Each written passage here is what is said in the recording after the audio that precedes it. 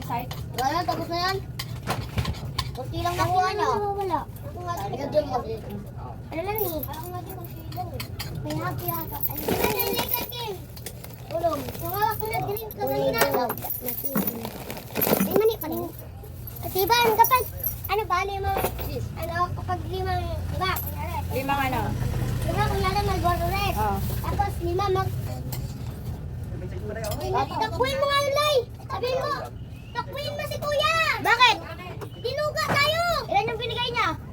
Ano, diba, diba, yan, nagmamarunong kasi ikaw. Magkano binigay niya? 50. Oh, tapos? Sabi niya, 10 daw. Ano, 10? Ingin siya ng sukle? Ano binigay 10 mo? Marlboro Red? Hindi, kami, 5. Tapos?